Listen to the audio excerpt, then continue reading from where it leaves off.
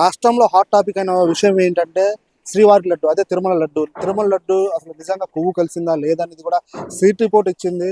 దాని మీద వైసీపీ వాళ్ళు కూడా కౌంటర్ ఇస్తున్నారు. దాంట్లో ఏమీ లేదు, అది స్వచ్ఛమైన నెయ్యి వాడామని చెప్పేసి వైసీపీ వాళ్ళు చెప్తున్నారు. కానీ జనసేన పార్టీ ఇప్పటికి కూడా సిబిఐ కూడా మాకు ఇచ్చిందని రిపోర్ట్ ఇచ్చిందని చెప్పేసి వైసీపీ వాళ్ళు చెప్పారు. కానీ ఇప్పటికి కూడా జనసేన పార్టీ దాంట్లో కొవ్వు కలిసింది, దాంట్లో మలినాలు కలిసిందని చెప్పి చెప్తున్నారు. ఇప్పుడు మనతో జనసేన పార్టీ నాయకులు ఉన్నారు. సార్, ఇప్పుడు నిజంగా శ్రీవారి లడ్డులో నిజం కొవ్వు, జంతు కొవ్వులు అవి కలిసినాయి అంటారా? కానీ సీట్ చెప్తుంది, సిబిఐ చెప్తుంది దాంట్లో ఏం కలవలేదని చెప్పేసి చెప్పారు, రిపోర్ట్ ఇచ్చారని చెప్పేసి వైసీపీ వాళ్ళు చెప్తున్నారు. దీని మీద మీ అభిప్రాయం ఏంటి? ఈ వైఎస్ఆర్సీపీ కార్యకర్తలు కానీ నాయకులు కానీ ముందుగా ప్రశ్నించాల్సింది పవన్ కళ్యాణ్ గారు కాదు, మీ నాయకుడు మాజీ ముఖ్యమంత్రి వైఎస్ జగన్మోహన్ రెడ్డిని.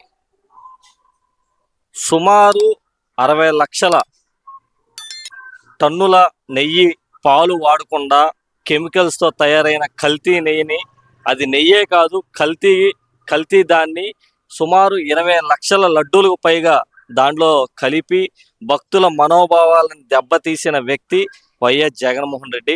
సుమారు 250 కోట్లు కక్కుర్తుపడి మరి ఇలాంటి నీచానికి పాల్పడతాడని అసలు ప్రతి ఒక్క హిందూ భక్తుడు కూడా చాలా ఆవేదన వ్యక్తం చేస్తున్నారు.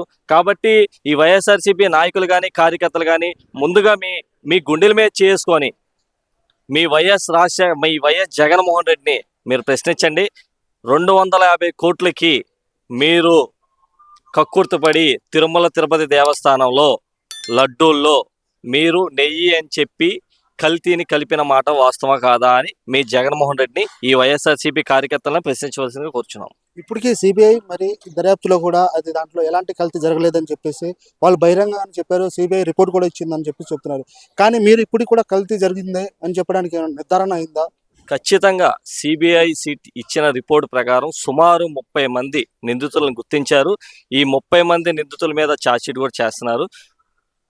100% తిరుమల తిరుపతి దేవస్థానంలో లడ్డూలో కల్తీ జరిగిన మాట వాస్తవం, దాంట్లో ఎటువంటి అనుమానం లేదు.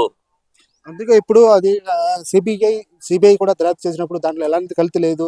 కానీ దానికి ఇప్పుడు కూటమి ప్రభుత్వం ఒక జరిగే రెడ్ బుక్ రాజ్యాంగం బట్టి ఇది జరుగుతుంది.